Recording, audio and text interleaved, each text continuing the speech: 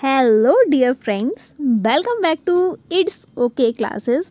आई hope आप सभी अच्छे होंगे। और आज हम लोग डिस्कस करने वाले हैं डीएलएड फर्स्ट सेमेस्टर का सिक्स्थ पेपर आप लोगों का हिंदी का है। और आज आप लोगों की हिंदी की 4th क्लास है। 4th क्लास में हम लोगों ने डिस्कस किया था भाषा के कौशल कौन कौन से होते हैं। तो भाषा के 4 कौशल होते हैं, वो हम लोगों ने डिस्कस किया। सुब्बोपाली हम लोगों ने देखा था, सुब्बोपाली क्या होता है उसके बारे में डिस्कस किया था। उसके साथ ही हम लोगों ने श्रवण कौशल के बारे में डिस्कस किया था। तो हिंदी की आपकी 3rd क्लास थी। और आज आप लोगों की मोस्ट इंपॉर्टेंट, आप कह सकते हो मोस्ट इंपॉर्टेंट आज आप लोगों की 4th क्लास। और ये क्लास इतनी ज़्यादा इंपॉर्टेंट है, मैं फोकस भी इसलिए ज़्यादा कर रही हूँ, आपको बता रही हूँ इंपॉर्टेंट बहुत ज़्यादा है। बिकॉज अगर आपने एक बार ये चीज़ पढ़ ली ना, तो आप समझ रहे हो आपका DElEd first semester, 2nd semester, 3rd semester, 4th semester, मतलब पूरा आप लोगों का डीएलएड इस क्लास से आप लोगों के ऐसा कोई सेमेस्टर नहीं है जिसमें आपके 5 से 10 नंबर के क्वेश्चंस नहीं पूछे गए हों। उसके बाद आप लोगों का सुपर टेट, उसके बाद सी टेट, उसके बाद आप लोगों का टेट, ये तीनों एग्जाम आपके बिल्कुल इस मतलब आप कह सकते हो ये टॉपिक इतना ज़्यादा इंपॉर्टेंट है, मैं आपको कितना बताऊं।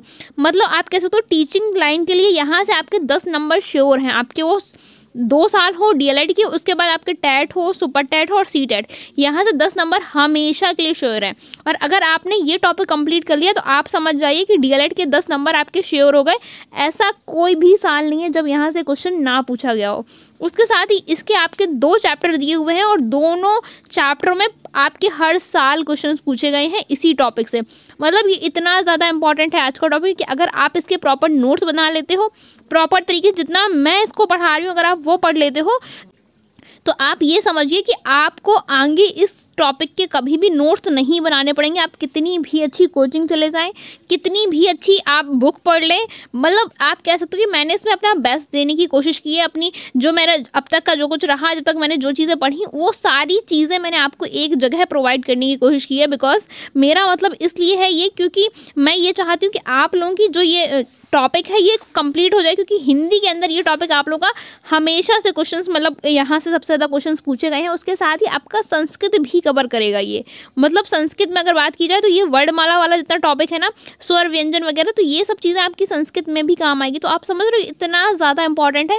इसलिए जो भी बच्चे अभी तक नोट्स नहीं बना रहे थे, तो मैं उनसे फिर से कह रही हूँ कि इस टॉपिक के आप नोट्स बना लेना। आप और टॉपिक्स के नोट बनाएं, अदरवाइज नहीं बनाएं, लेकिन आपको इस टॉपिक के नोट्स बना लेने हैं प्रॉपर तरीके से। अगर आप ये टॉपिक के नोट्स अभी बना लेते हैं तो फिर आपको आगे नहीं बनाने पड़ेंगे कम से कम 3-4 साल। मतलब जब तक आप ये टीचिंग एग्जाम्स देंगे, जब तक आप टीचर नहीं बन जाएंगे, तब तक आपको इस टॉपिक के नोट्स नहीं बनाने पड़ेंगे। तो ये मैं आप लोगों के साथ डिस्कस कर रही हूँ कि मतलब ये एक आप कह सकते हो काफ़ी ज़्यादा इंपॉर्टेंट है। सबसे ज़्यादा हिंदी का सबसे ज़्यादा इंपॉर्टेंट टॉपिक ये है। तो ये आपका वर्णमाला, उसके साथ ही स्वर, व्यंजन, और स्वर के भेद कितने होते हैं, व्यंजन के भेद कितने होते हैं, सारी चीज़ें आज हम लोग प्रॉपर डिटेल में डिस्कस करने वाले हैं। तो अगर अभी तक आप लोगों ने चैनल को सब्सक्राइब नहीं किया है तो प्लीज़ फटाफट चैनल को सब्सक्राइब कर लो। उसी के साथ मैंने आप लोगों के डीएलएड फर्स्ट सेमेस्टर के सभी सब्जेक्ट की क्लासेस स्टार्ट कर दी हैं और उन क्लासेस की प्रॉपर प्लेलिस्ट बना दी है। तो आप प्लेलिस्ट पर जाकर चेकआउट कर सकते हैं। वहाँ पर आपको सभी सब्जेक्ट वाइज, टॉपिक वाइज और चैप्टर वाइज आपको प्रॉपर लिस्ट मिल जाएगी। मतलब आपको थंबनेल में सारा कुछ मिल जाएगा। वही सारी चीज़ें अंदर भी होंगी, जिसका आपको थंबनेल दिखेगा वैसी चीज़ें अंदर भी होंगी। उसके साथ ही मैं जो क्लासेस लेती हूँ उसकी पीडीएफ जो है वो आपको मेरे टेलीग्राम चैनल पर मिल जाएगी। मेरा टेलीग्राम चैनल जो है वो है इट्स ओके क्लासेस। उसकी जो लिंक है वो मैंने डिस्क्रिप्शन बॉक्स में दे रखी है, तो आप वहाँ से जाके चेकआउट कर सकते हैं। जो भी चीज़ें मैं आप लोगों के साथ यूट्यूब पर डिस्कस नहीं कर पाती हूँ या शेयर नहीं कर पाती हूँ, वो सारा कुछ मैं आप लोगों के साथ टेलीग्राम पर शेयर कर देती हूँ, जिससे कि आपको जो भी प्रॉब्लम होगी वो वहाँ सॉर्ट आउट हो जाएगी। उसके साथ ही आपको जो भी प्रॉब्लम हो, जो भी चीज़ समझ नहीं आ रही हो, आप मुझे कमेंट सेक्शन में बता सकते हैं, या फिर जो ये लाइव क्लास रहती है वहाँ आप कमेंट कर सकते हो, तो आपको तुरंत सॉल्यूशन मिल जाएगा। तो चलिए फटाफट क्लास स्टार्ट करते हैं। आज की क्लास लंबी हो सकती है बिकॉज मैं काफ़ी ज़्यादा डीपली और काफ़ी सारी चीज़ें समझाने वाली हूँ। तो आपको प्रॉपर नोट्स बनाते हुए चलना है, मेरे साथ ही साथ नोट्स बनाने हैं। और उसके साथ ही मैं पीडीएफ जो है वो मैं सुबह आपको मॉर्निंग में शेयर कर दूँगी। तो चलिए देखते हैं हम लोग क्या क्या पढ़ना है हम लोगों को।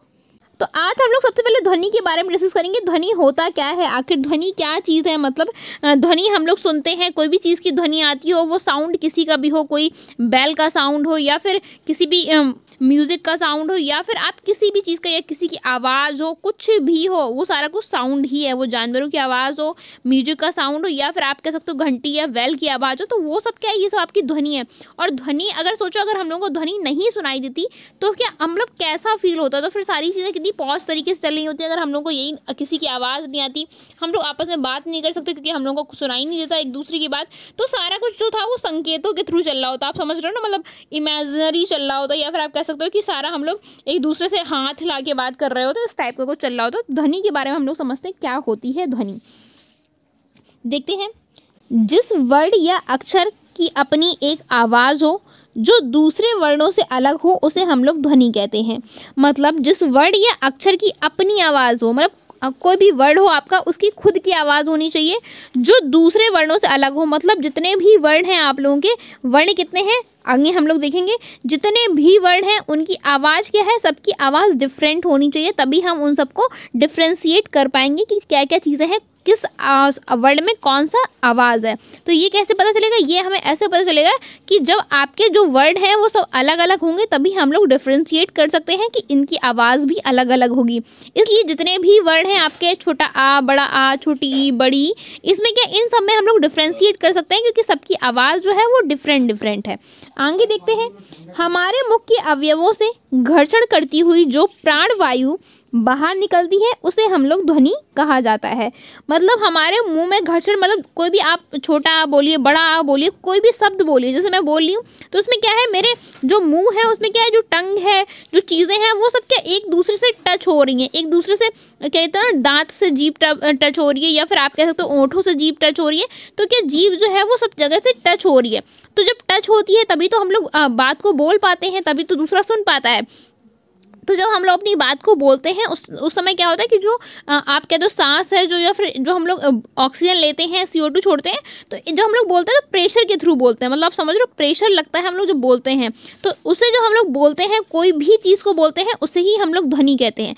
मुख से निकली हुई कोई भी छोटी से छोटी भाषा या छोटी से छोटा वाक्य आपका ध्वनि कहलाता है। ध्वनि के बिना हम लोग चीज़ें नहीं सुन सकते हैं। तो आप अगर इजी वे में अगर पूछा जाए आपसे ध्वनि क्या होता है, तो आप बोलेंगे मुख से निकला कोई भी वर्ण या फिर कोई भी वाक्य आपका ध्वनि कहलाएगा। दो डेफिनेशन मैंने आपके साथ डिस्कस की है। एक पहली डेफिनेशन जो है वो फिर से देख लेते हैं, और दूसरी डेफिनेशन आपकी ये है, जिस वर्ण या अक्षर की अपनी एक आवाज़ हो जो दूसरे वर्णों से अलग हो या भिन्न हो उसे हम लोग ध्वनि कहते हैं। क्या कहते हैं, उसे हम लोग ध्वनि कहते हैं। दूसरी है, हमारे मुख्य अवयवों से घर्षण मतलब रगड़ती हुई, मतलब घर्षण मतलब एक दूसरे के टच होती हुई जो प्राणवायु बाहर निकलती है उसे हम लोग क्या कहते हैं, उसे हम लोग ध्वनि कहते हैं। और इसे ही आवाज़ कहा जाता है। इसे क्या कहा जाता है, इसे ही आवाज़ कहा जाता है। तो ध्वनि और आवाज़ की डेफिनेशन आपको समझ आ गई होगी आई थिंक, और कि ध्वनि क्या होता है और आपकी आवाज़ क्या होता है। आगे हम लोग देखते हैं, ये आपका मोस्ट इंपॉर्टेंट है। आप इसमें देखें कि ऐसा कोई साल नहीं है, या मतलब आप कह सकते हो इस टॉपिक से सबसे ज़्यादा क्वेश्चंस आप लोगों के एग्जाम्स में पूछे गए हैं। मैंने लिखा है किस ईयर में कौन सा क्वेश्चन है, लेकिन उसके बाद भी मतलब मेरे पास स्पेस नहीं था लिखने के लिए, इतने बार यहाँ से क्वेश्चंस पूछे गए हैं। आप समझ रहे हो। आगे देखते हैं, भाषा की सबसे छोटी या वाक्य की सबसे छोटी इकाई या लघुतम इकाई को हम लोग ध्वनि कहते हैं। कोई भी भाषा की सबसे छोटी इकाई मतलब सबसे छोटा वर्ड, या फिर आप कह सकते हो वाक्य, किसी भी वाक्य की सबसे छोटी इकाई आपकी ध्वनि कहलाती है। इसे ही हम लोग जैसे कह सकते हैं लघुतम मतलब भी होता है छोटी, लघु मतलब बिल्कुल छोटी। तो भाषा की सबसे छोटी इकाई क्या कहलाती है, आपकी ध्वनि कहलाती है। ये आपके क्वेश्चन 2017 में पूछा गया है, उसके बाद 2022 में पूछने के पूरे चांसेस हैं। तो आप लोग, तो ये आपका क्वेश्चन 2017 में भी पूछा गया और 2022 में पूछे जाने की चांसेस है। सबसे ज़्यादा क्वेश्चन से आपके ऑब्जेक्टिव में पूछा जाता है, उसके साथ ही थ्योरी में भी पूछा जा सकता है ध्वनि क्या होती है। और ऑब्जेक्टिव में आपसे पूछा जा सकता है कि भाषा की सबसे छोटी इकाई कौन सी होती है। तो वहाँ आपको 2-3 ऑप्शन दिए जाएंगे जिसमें से आपका ध्वनि जो है वो राइट ऑप्शन होगा या राइट आंसर है। आगे हम लोग देखते हैं, इसके टुकड़े नहीं किए जा सकते हैं। मतलब जो ध्वनि होती है उसके हम लोग टुकड़े नहीं कर सकते हैं। मतलब ध्वनि से छोटा कुछ है ही नहीं, आप ये कह सकते हो। भाषा के क्षेत्र में ध्वनि से छोटा कुछ भी नहीं है। ध्वनि इतनी छोटी है कि उसके टुकड़े भी नहीं किए जा सकते हैं। मतलब कहा जाए तो भाषा की सबसे छोटी इकाई या वाक्य की सबसे छोटी इकाई ध्वनि होती है, और ये लघुतम इकाई है, इसके टुकड़े नहीं किए जा सकते हैं। इसे ही हम लोग ध्वनि कहते हैं। 2017 में ये क्वेश्चन आपका पूछा गया है, 2022 में भी यहाँ से क्वेश्चन पूछे जाने की पूरी चांसेस हैं। ये अगर आप एक बार बना लेते हो तो आपके DElEd first semester, second semester, third semester, fourth semester सभी में ये नोट्स काम आने वाले हैं, क्योंकि इससे आगे आप लोगों के हिंदी में अभी कुछ नहीं है। इस टॉपिक के आगे कहीं से भी क्वेश्चंस आपके नहीं पूछे जा सकते हैं। इस टॉपिक में जितने क्वेश्चंस बन सकते थे सारे क्वेश्चन मैंने लेने की कोशिश की है। आगे देखते हैं अगला क्या है। हम मुख से जिन ध्वनियों का उच्चारण करते हैं, क्या करते हैं, हम अपने मुख से जिन ध्वनियों का उच्चारण करते हैं उन्हें हम लोग वर्ण या अक्षर कहते हैं। हम अपनी मुख से बहुत सारी ध्वनियों का उच्चारण करते हैं। आप लोगों ने देखा होगा, कोई भी आप भाषा को बोलते हैं या कुछ भी बोलते हैं तो क्या हमारे मुख से ध्वनियाँ ही तो निकलती हैं, ये ध्वनियाँ ही तो हैं। तो इन्हें हम लोग क्या कहते हैं, इन्हें हम लोग वर्ण कहते हैं या अक्षर कहते हैं। जिसका क्षरण या विनाश ना हो सके उन्हें हम लोग अक्षर कहते हैं। अक्षर मतलब ना क्षरति इति अक्षरा। संस्कृत में कहा जाता है कि ना क्षरति इति अक्षरा मतलब जिसका क्षरण या विनाश ना हो सके उसे हम लोग अक्षर कहते हैं। किसे कहते हैं, अक्षर। जिसका क्षरण या विनाश ना हो सके उसे अक्षर कहते हैं, क्योंकि अक्षर का विनाश नहीं हो सकता, इससे हम लोग तोड़ नहीं सकते। और हमारे मुख से जो भी ध्वनियों का उच्चारण हम लोग करते हैं उन्हें हम लोग अक्षर या वर्ण कहते हैं। आप समझ रहे हैं किसे वर्ण कहते हैं। वर्ण ही आपका अक्षर है, या फिर आप कह सकते हो दोनों एक दूसरे के समानार्थी हैं। मतलब वर्ण और अक्षर एक दूसरे के समानार्थी मतलब होता है जिसका समान ही अर्थ हो, उसी को हम लोग वर्ण कहते हैं, उसी को हम लोग अक्षर कहते हैं। अगर आपसे यहाँ से कन्फ्यूजन वाला क्वेश्चन काफ़ी ज़्यादा बनता है कि वर्ण क्या होता है और अक्षर क्या होता है, तो आप ये चीज़ डिफ्रेंशिएट कर पाएँ कि वर्ण क्या होता है और अक्षर क्या होता है। आप समझ रहे हैं ना बात को, कि वर्ण और अक्षर एक ही है। और अगर आपसे कहीं पूछा जाता है, देखिए दो कभी ऑप्शन नहीं देगा, कहीं आपसे पूछ लेगा कि वर्ण क्या होता है और कहीं आपसे पूछ लेगा अक्षर क्या होता है। अब आप कंफ्यूज हो गए अपने पेपर में कि ऑप्शन में पूछ लेगा कि आपसे वर्ण क्या होता है और आपके जो वेरी शॉर्ट है या शॉर्ट में पूछ लेगा कि आपका वर्ण और क्या होता है। तो यहाँ आप कंफ्यूज हो जाएंगे, तो आपको यहाँ कंफ्यूज नहीं होना है। वर्ण और अक्षर आपका समानार्थी शब्द होते हैं। समानार्थी मतलब दोनों का समान ही अर्थ होता है। और इसकी डेफिनेशन हम लोगों को देख लेनी है, क्योंकि ये डेफिनेशन आपके डीएलएड एग्जाम 2015 में पूछी गई है और आगे भी पूछे जाने के चांसेस हैं, क्योंकि नहीं पता है इससे क्वेश्चन बहुत ज़्यादा बनते हैं। तो आपके ऑब्जेक्टिव, वेरी शॉर्ट और शॉर्ट में कहीं से भी पूछा जा सकता है। तो आप समझ रहे हो, यहाँ से आपके 1-2 नंबर पक्के हैं ही बिल्कुल। तो 2015 में यहाँ से ये क्वेश्चन आपका पूछा गया है। और एक बार फिर से देख लेते हैं, वर्ण और अक्षर क्या होता है। हम मुख से जिन ध्वनियों का उच्चारण करते हैं उन्हें हम लोग वर्ण या अक्षर कहते हैं। साथ ही जिनका क्षरण या विनाश ना किया जा सके उन्हें हम लोग अक्षर कहते हैं। किसे अक्षर कहते हैं, जिसका क्षरण या विनाश नहीं किया जा सकता उन्हें हम लोग अक्षर कहते हैं। एग्जाम्पल देख लेते हैं। एग्जाम्पल कौन कौन से हैं, छोटा आ, ई, ऊ, का, खा, गा। अब आप पूछेंगे ये का जो है इसमें नीचे हलंत कैसा लगा है, ये जो खा है यहाँ आपका नीचे हलंत कैसा लगा है, ये आप लोगों ने सोचा। मैंने देखिए सब में हाँ जो भी का, खा, गा है ये सब में हलंत लगा है। क्यों लगा है, इसको अभी हम लोग आगे देखेंगे कि इसमें हलंत क्यों है। छोटा, बड़ा और छोटू ऊ, बड़ू ऊ में क्यों हलंत नहीं है, तो आगे हम लोग देखेंगे। तो आपके जो वर्ण या अक्षर होते हैं वो का, खा, गा, घा, ड़ा, चा, छा, जा, झा कुछ भी कह सकते हैं। जितने भी वर्ण होते हैं वो सब आपके अक्षर होते हैं। उसके साथ ही छोटा, बड़ा, छोटी, बड़ी ये सब आपके अक्षर या वर्ण कहलाते हैं। आगे हम लोग देखते हैं नोट। अब हम लोग देख लेते हैं नोट जो है ये आपको नोट डालना है अपनी नोटबुक में, प्रॉपर तरीके से नोट लिखना है। और उसमें क्या लिखना है, उसमें सबसे फर्स्ट पॉइंट क्या है वो देखते हैं। भाषा की सबसे बृहत्तम या बड़ी इकाई, हम लोगों ने छोटी इकाई देखी, छोटी इकाई क्या होती है, भाषा की सबसे छोटी इकाई। देखिए यहाँ पे हम लोगों ने अभी हाल डिस्कस किया था कि भाषा की सबसे छोटी इकाई क्या है, ध्वनि होती है। क्या होती है, ध्वनि। आगे हम लोग देखते हैं भाषा की सबसे बड़ी या बृहत्तम इकाई, बड़ी इकाई को ही हम लोग बृहत्तम कहते हैं, मतलब बड़ा। तो जो भाषा की सबसे बड़ी इकाई है उसे हम लोग वाक्य कहते हैं। क्या कहते हैं, उसे हम लोग वाक्य कहते हैं। किसे वाक्य कहते हैं, भाषा की सबसे बड़ी इकाई जो है वो वाक्य होती है और भाषा की सबसे छोटी इकाई जो है वो आप लोगों की ध्वनि होती है। भाषा की सबसे बड़ी इकाई वाक्य, हम लोग एक बार रिवाइज करते हैं। भाषा की सबसे छोटी इकाई आपकी ध्वनि होती है। मतलब वाक्य से बड़ा भाषा में कुछ है ही नहीं। हम लोग कहाँ जाते हैं, हम लोग लास्ट में रुकते तो वाक्य पे ही हैं। हम लोग कोई भी किसी से डिस्कशन कर रहे हो तो कोई अपना वाक्य तो कंप्लीट करते हैं ना। तो वाक्य से बड़ा क्या हो सकता है, आप कोई भी गाना है उसमें भी वाक्य होंगे, वर्ण होंगे, उससे वाक्य से बड़ा कुछ हो ही नहीं सकता हिंदी भाषा में। और आपका अगर सबसे छोटे की बात करें तो ध्वनि से छोटा कुछ भी नहीं हो सकता है। इसलिए भाषा की सबसे बड़ी या बृहत्तम इकाई इकाई जो है वो वाक्य है। और भाषा की सबसे छोटी या आपकी लघुतम इकाई की बात की जाए तो आपकी ध्वनि होती है। दोनों मोस्ट इंपॉर्टेंट है, यहाँ से क्वेश्चन बन सकता है, चांसेस पूरे पूरे हैं। सेकंड ऑप्शन देखते हैं, सेकंड पॉइंट क्या है, वर्ण या अक्षर समानार्थी समझे जाते हैं। मतलब जो वर्ण और अक्षर होते हैं वो समानार्थी होते हैं। देखिए हम लोगों ने यहाँ डिस्कस किया था वर्ण और अक्षर के बारे में, तो अक्षर और वर्ण जो है वो समानार्थी हैं। समानार्थी मतलब होता है जिनका समान अर्थ हो, मतलब एक तरीके से आप कह सकते हो वर्ण और अक्षर एक ही हैं या जिनका समान अर्थ होता हो। थर्ड पॉइंट देखते हैं, थर्ड पॉइंट क्या है, ध्वनि सबसे छोटी इकाई क्या है, ध्वनि है। ध्वनि के बाद वर्ण है, वर्ण के बाद अक्षर है, अक्षर के बाद आपका शब्दार्थ है या उपसर्ग आप कह सकते हो, क्योंकि उपसर्ग हम लोग पहले लगाते हैं इसलिए उपसर्ग है। उपसर्ग के बाद आपका शब्द बनता है, किसी भी शब्द में हम दो स्टार्टिंग का वर्ड लगा देते हैं तो शब्द बन जाता है। जैसे कमल है तो मल में हमने का लगा दिया तो कमल बन गया, या आप कह सकते हो कम में हमने ला लगा दिया तो कमल बन गया। फिर आता है आपका पद, शब्द के बाद क्या होता है, पद होता है।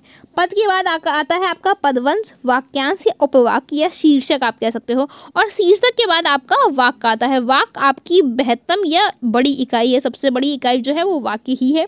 तो ये एक आपकी कहते हैं कि रो में चलते हैं। सबसे छोटी इकाई ध्वनि होती है, ध्वनि के बाद वर्ण आते हैं, वर्ण के बाद अक्षर आते हैं, अक्षर के बाद शब्दांश या उपसर्ग आते हैं, और उपसर्ग के बाद आपका शब्द बनता है, शब्द के बाद आपका पद बनता है, पद के बाद आप लोगों का पदवंश या वाक्यांश या उपवंश या आप कह सकते हो उपवाक्य या फिर शीर्षक, और इन सब के बाद आपका वाक्य बनता है। तो वाक्य आपकी सबसे बड़ी इकाई है। तो आपने देखा किस तरीके से रो चलती है, ध्वनि के बाद वर्ण, वर्ण के बाद अक्षर, अक्षर के बाद शब्द, शब्द के बाद पद, पद के बाद पदवंश या उपवाक्य, उसके बाद बनता है वाक्य। तो इस तरीके से ये आपकी क्रम चलता है। उसके बाद फोर्थ पॉइंट क्या है, ये आपके सारे इंपॉर्टेंट पॉइंट है, मतलब नोट आपका काफ़ी ज़्यादा इंपॉर्टेंट है कह सकते हो। वर्णों के क्रमबद्ध रूप को हम लोग वर्णमाला कहते हैं। जो ये आपके वर्ण हैं, छोटा बड़ा, का खा गा घा चा छा जा झा जा, ये आपके पा फा बाबा, ये क्या है, ये सब आपके वर्ण हैं। वर्ण को हम लोगों ने एक क्रम से लगा दिया है, जैसे स्वर, छोटा बड़ा छोटी, ये क्या है, ये सब आपके स्वर हैं। उसके बाद व्यंजन जो है वो का से लेकर माँ तक आपके व्यंजन होते हैं। तो ये क्या है, ये हम लोगों ने एक तरीके से क्रम से लगा दिया है ना, अरेंज कर दिया है प्रॉपर तरीके से इन वर्डों को। जो आपके वर्ड हैं उनको हम लोगों ने क्या कर दिया, अरेंज कर दिया है प्रॉपर तरीके से वर्ण या अक्षर को। तो जो भी वर्णों का क्रम होता है उसी को हम लोग कहते हैं वर्णमाला। मतलब वर्णों को अगर हम लोग अरेंज कर देते हैं, प्रॉपर क्रम में लगा देते हैं, उसे ही हम लोग वर्णमाला कहते हैं। इसलिए वर्णों के क्रमबद्ध रूप को ही हम लोग वर्णमाला कहते हैं। अगर आपसे पूछा जाए वर्णमाला क्या होता है तो आप क्या बताएंगे, आप बताएंगे वर्णों के क्रमबद्ध रूप को हम लोग वर्णमाला कहते हैं। तो ये चीज़ें आपको समझ में आ गई होंगी। नोट जो था उसके 4 पॉइंट थे और चारों पॉइंट आपके मोस्ट इंपॉर्टेंट है, तो आपको इसको नोट बना के लिख लेना है, क्योंकि यहाँ से क्वेश्चंस पूछे जा सकते हैं और आपके लिए इंपॉर्टेंट भी है। आगे देखते हैं हम लोग, आगे है आप लोगों के वर्ड के प्रकार। ये आपका इंपॉर्टेंट है, मतलब मोस्ट इंपॉर्टेंट है। मैंने लिख दिया है बट मैं इतने बार ऑलरेडी कह चुकी हूँ मोस्ट इंपॉर्टेंट है, तो आप समझ सकते हैं कि कितना ज़्यादा इंपॉर्टेंट है। देखिए मैं जो टॉपिक पढ़ा रही हूँ उससे बाहर क्वेश्चंस नहीं बनने वाले, मैं ये पूरी कोशिश कर रही हूँ। मतलब जो आउट ऑफ सिलेबस भी है ना वो भी उससे बाहर नहीं जा रहे हैं, मैंने उन्हें भी सिलेबस में कवर करने की पूरी कोशिश की है। तो अगर आप लोग मेरा पढ़ लेते हैं, अगर आपके पास बुक्स भी नहीं है, आपके पास गाइड भी नहीं है, आपके पास अभी कुछ भी नहीं है डीएलएड का, तो अगर आप प्रॉपर मेरी क्लासेस लेते हैं और प्रॉपर नोट्स बनाते हैं तो इससे बाहर आपके सिलेबस में नहीं जाने वाला, इससे बाहर आपके पेपर में कुछ भी नहीं आएगा। आप समझ रहे हो, क्योंकि मैं सारी चीज़ों को इतना प्रॉपर से कवर कर रही हूँ स्टार्टिंग से पूरा, और लास्ट तक मतलब जहाँ तक चांसेस है मैं वहाँ तक कवर करने की पूरी कोशिश कर रही हूँ। जितने लास्ट ईयर क्वेश्चंस आए थे मैंने क्वेश्चन चेकआउट किए, जो भी क्वेश्चंस आपके पूछे गए थे, जहाँ से पूछे गए थे, मैंने सारा कुछ आपके साथ डिस्कस किया है। और सॉरी कल आपकी क्लासेस नहीं हो पाई, उसका रीज़न ये था कि मैंने आप लोगों की उस दिन 3 क्लासेस ली और फिर उसके बाद मुझे फीवर आ गया। मैं मेडिसिन तो ऑलरेडी ले रही थी, आप सबको पता है कि मुझे अभी फीवर कंटिन्यू चला आ रहा था मेरा इतने टाइम से। पता नहीं इस बार क्या हो गया, फीवर मतलब आप कह सकते हो मैं काफ़ी ज़्यादा इस बार बीमार रही हूँ, उसका रीज़न मुझे भी नहीं पता है। तो कंटिन्यू मैंने 3 क्लासेस ले लिया आपकी, उसके बाद क्या हुआ, मुझे रात में फीवर आ गया बहुत ज़्यादा तेज़। देन नेक्स्ट डे इतनी ज़्यादा वीकनेस थी मेरे बॉडी में कि मैं क्लासेस ले ही नहीं सकती थी किसी भी तरीके से। मतलब मैं ये कोशिश करती हूँ कि मैं अगर आपकी 2 क्लासेस नहीं ले सकती तो मैं 1 क्लासेस आपकी ले लूँ, जिससे कि मतलब मुझे भी अच्छा फील होता है, मुझे भी रिलैक्स फील होता है, उसके साथ आपके पास भी 1 क्लास पहुँच जाए, जैसे आपके सिलेबस जो है वो आपका फ्लो में थोड़ा चलता रहे। मतलब गैप ना हो क्लास का। बट मेरी कंडीशन सीरियसली बहुत ज़्यादा सीरियस हो गई थी, तो मेरे अंदर बिल्कुल भी ताकत नहीं थी कि मैं आप लोगों की क्लासेस ले लूँ। देन मैंने सोचा कि ओके अब मैं क्लासेस नहीं लेती हूँ आज। लेकिन आज मेरी जो हिंदी की क्लास थी, और आज भी मेरी तबीयत बहुत सही नहीं थी, मतलब मैं मेडिसिन से चल रही हूँ, आप ये कह सकते हो मैंने मेडिसिन लिया है, तब मैं आपके साथ इतना अच्छा बोल पा रही हूँ, अदरवाइज़ आपकी क्लास ले पा रही हूँ। अदरवाइज़ मेरे में बिल्कुल भी स्टैमिना नहीं था कि मैं आपकी क्लासेस ले पाऊँ। तो नेक्स्ट डे का जो आपका टॉपिक था हिंदी का, उसकी मैंने प्रॉपर जो नोट्स थे वो बना लिए थे प्रॉपर तरीके से कि नेक्स्ट डे आपकी हिंदी की क्लास मुझे लेनी है, हिंदी और सोशल की। तो फिर वो जो नोट्स बने हुए रखे थे, तो देन मैंने आज उन्हीं नोट्स की आपकी हिंदी की क्लास लगा दी, हिंदी की क्लास ले ली। तो उसके लिए मैंने नोट्स नहीं बना पाए थे, इसलिए आपकी जो भी आज क्लास थी वो क्लास नहीं हो पाएगी इसी वजह से, क्योंकि हिंदी के नोट्स बने रखे थे और आज के नोट्स मैंने बना नहीं पाए थे। इस वजह से मैंने कहा कि आपकी हिंदी की क्लास ले लेती हूँ। आपकी जो नोट्स हैं वो जल्दी में सारे प्रिपेयर कर लूँगी, देन आपको जो क्लासेस हैं वो प्रॉपर तरीके से मिल जाएंगी सारी, आपको परेशान नहीं होना। बिकॉज आपसे ज़्यादा मुझे टेंशन है कि आपका सिलेबस जल्दी कवर कराना है, देन आपको प्रैक्टिस कराना है। इस वजह से आपको परेशान नहीं होना, मैं पूरी कोशिश करूँगी। बस ये तबीयत जो है वो थोड़ा इस बार मेरा साथ नहीं दे रही है, इस वजह से मैं आप लोगों के साथ बहुत अच्छे से नहीं लग पा रही हूँ। मतलब कोशिश मैं पूरी करती हूँ कि मैं प्रॉपर आपको मैं 3-4 क्लासेस ले पाऊँ, बट मेरे स्टैमिना जो है इस टाइम आप कह सकते हो थोड़ा सा वीक हो गया है, क्योंकि तबीयत इतनी कंटिन्यू इतने टाइम से ख़राब है। मतलब आप कह सकते हो 15 डेज़ होने ही वाला है, बट तबीयत में बिल्कुल भी आप कह सकते हो रिलैक्स नहीं है। ओनली मैं मेडिसिन के उस पर चल रही हूँ कि ठीक है मेडिसिन खा लेती हूँ, देन ठीक है, फिर उसके बाद नहीं लेती हूँ तो फिर से वही हो जाता है। तो आई थिंक मुझे लंबा इस बार प्रॉपर कोर्स करना पड़ेगा मेडिसिन का, जिससे कि आगे जो है वो चीज़ें सही अच्छी चलती रहे, मतलब मेरी हेल्थ जो है वो अच्छी चलती रहे। और आज आप कह सकते हो कि लास्ट डे है, मतलब 31 दिसंबर है, और अपने जो आज की क्लासेस है वो 31 मतलब आप लास्ट क्लास है इस 2021 की। तो आप सभी के लिए 2021 जैसा भी रहा होगा, किसी के लिए बहुत अच्छा है, किसी के लिए बहुत बुरा, या फिर किसी ने बहुत सारी चीज़ें इसमें खोई होंगी, किसी ने बहुत कुछ पाया होगा। लेकिन मैंने बस एक चीज़ पाई है इस आप लोगों के बॉन्ड से, आप लोगों का प्यार पाया मैंने, आप लोगों ने इतना सपोर्ट किया, इतना ज़्यादा प्यार दिया। मैं कह सकती हूँ मैं सारी चीज़ें भूल सकती हूँ, बट आपका जो ये प्यार है, जो सपोर्ट है, जो आप लोगों ने दिया, जो हम लोगों की फैमिली बनी और जितने अच्छे हम लोगों के आपस में बॉन्ड हुए, वो सीरियसली मतलब मेरे लिए सबसे ऊपर हैं। और आप लोगों का जिस तरीके से सपोर्ट है, जिस तरीके से आप प्यार करते हो, जिस तरीके से आप मुझे मेरी चीज़ों को समझते हो, वो सीरियसली मतलब दिल से आप सभी को आज धन्यवाद और इस सब के लिए। और आई होप आप सब लोग अपनी लाइफ में ग्रो करते रहें, हमेशा सीखते रहें कुछ लाइफ में, और रुके नहीं। बस आपको अपनी लाइफ में रुकना नहीं है, कंटिन्यू लगे रहना है, वर्क करते रहना है। आप फेल हो पास हो डजेंट मैटर, आपको अपनी लाइफ में रुकना नहीं है। बस आप हमेशा लाइफ में ये सोच के चलें कि मुझे रुकना नहीं है, मेरी सिचुएशन कैसी भी रहे, बस मुझे ग्रो करना है लाइफ में, कुछ ना कुछ ग्रो करना है। मुझे नहीं पता क्या ग्रो करेंगे, लेकिन कुछ ना कुछ सीखेंगे, कुछ ना कुछ ग्रो करना है, और हर जगह से सीखने की कोशिश करिए। इसी के साथ 2022 जो है वो शुरू करिए, और 2021 का आज लास्ट डे है 31 दिसंबर, और उसी के साथ आप इसी होप के साथ कि मुझे कुछ सीखना है लाइफ में, आगे कुछ ना कुछ करना है, मुझे घर नहीं बैठना है, मुझे कुछ डिफरेंट करना है। ये 3-4 पॉइंट्स अपने माइंड में रखिए आप कि मुझे अपनी लाइफ में कुछ ना कुछ करना है। That's it. आप क्या है कि आप करते चले जाएंगे, आपको खुद नहीं पता होगा कि आप क्या कर रहे हो, लेकिन आप अपनी लाइफ में कुछ ना कुछ कर लेंगे। अगर आपने ये सोच लिया कि मुझे अपनी लाइफ में कुछ करना है, मुझे घर नहीं बैठना, या मुझे कुछ ना कुछ लाइफ में करना है, दैट्स इट। तो इससे क्या है, आप अपनी लाइफ में ग्रो करते रहेंगे कंटिन्यू। आपको कहीं सोचने की या बहुत कुछ करने की ज़रूरत नहीं है, बस आपको ये सोचना है कि मुझे लाइफ में ग्रो करना है, दैट्स इट।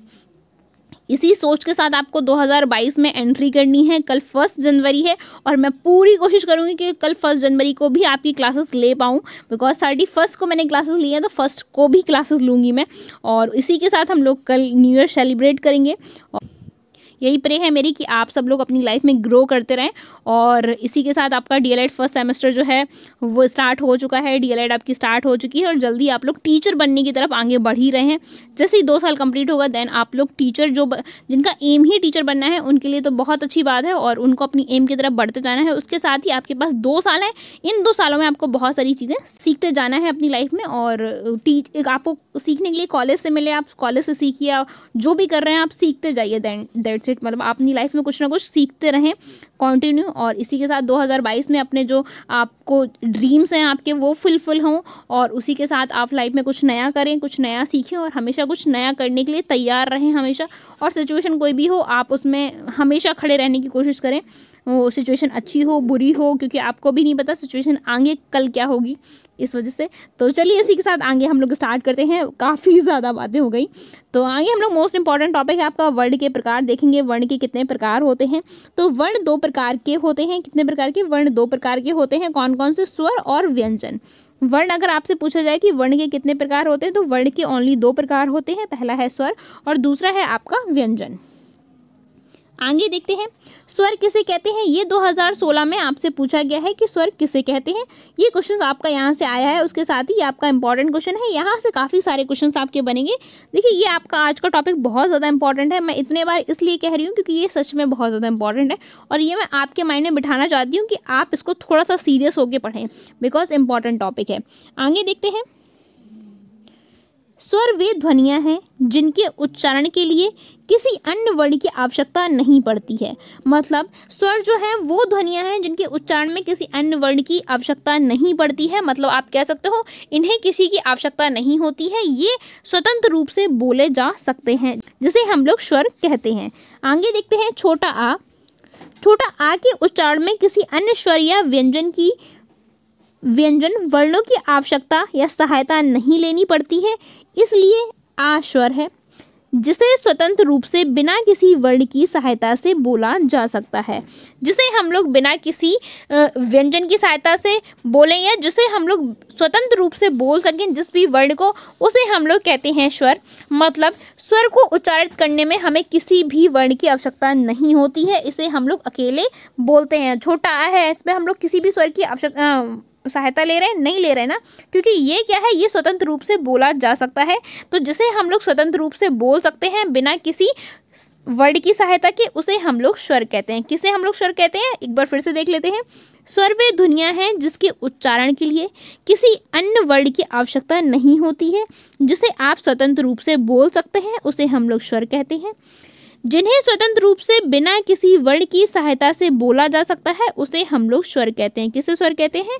जिसे हम लोग स्वतंत्र रूप से, मतलब हमें किसी की आवश्यकता ही नहीं है, किसी और वर्ण की आवश्यकता ही नहीं है, जिसे हम लोग स्वतंत्र रूप से बोल सकें, उसे हम लोग स्वर कहते हैं। स्वर मतलब ही होता है स्वतंत्र, आप ये समझिए। स्वर मतलब ही है स्वतंत्र, मतलब जिसे आप लोग स्वतंत्र तरीके से बोल सकें, जिसमें आपको किसी की आवश्यकता ना लेनी पड़े, जिसमें आपको किसी की हेल्प ना लेनी पड़े, उसे हम लोग स्वर कहते हैं। आगे देखते हैं। जैसे कि देखते हैं इस प्रकार, छोटा आ, बड़ा आ, छोटी ई, बड़ी ई, छोटू ऊ, बड़ू ऊ, ऋषि। अब ला आप लोगों ने सुना होगा, आई थिंक कुछ बच्चों ने सुना है, जिसे नहीं सुना, ली, ये आप इसको बोलते हैं ली। ये जो है ये आपका संस्कृत में है, तो यहाँ आपके हिंदी में नहीं है। बहुत सारी हिंदी और संस्कृत में कंफ्यूजिंग वाली हो जाती है। आप सोचते हो हिंदी में है तो संस्कृत में भी होगा, या संस्कृत में है तो हिंदी में भी होगा, लेकिन आपको कंपेयर नहीं करना है। संस्कृत संस्कृत है, हिंदी हिंदी है। संस्कृत और हिंदी में काफ़ी सारी चीज़ें डिफरेंट हैं, इस वजह से आप लोगों को डिफरेंट ही रखना है, दोनों को कंपेरिजन नहीं करना है। तो यहाँ जो ली है ये आपका नहीं आता है, यहाँ केवल ऋषि आता है। छोटा आ, बड़ा आ, छोटी ई, बड़ी ई, ऊ, बड़ू ऊ, ऋषि, ए, आए, ओ, आओ, ये आपके स्वर हैं। क्या है? स्वर हैं, जिसे हम लोग स्वतंत्र रूप से बोल सकते हैं। इसे बोलने के लिए हमें किसी की आवश्यकता नहीं होती है, किसी वर्ण की आवश्यकता नहीं होती है, इन्हें हम लोग स्वतंत्र रूप से बोल सकते हैं। आगे देखते हैं, ये आपको कंफर्म हो गया होगा कि स्वर किसे कहते हैं, बिकॉज ये आपका इंपॉर्टेंट है, तो मैंने रिवीजन भी इसका करा दिया है। आगे हम लोग देखते हैं स्वर की संख्या कितनी होती है। तो स्वरों की जो संख्या है वो आपकी 11 होती है। कितने की? आपके कितने स्वर हैं? ये आपके टोटल 11 स्वर हैं। कौन कौन से? छोटा आ, बड़ा आ, छोटी ई, बड़ी ई, छोटू ऊ, बड़ू ऊ, ऋषि, ए, आए, ओ, आओ, ये आपके 11 स्वर होते हैं। क्या कौन होते हैं? ये आपके 11 स्वर होते हैं।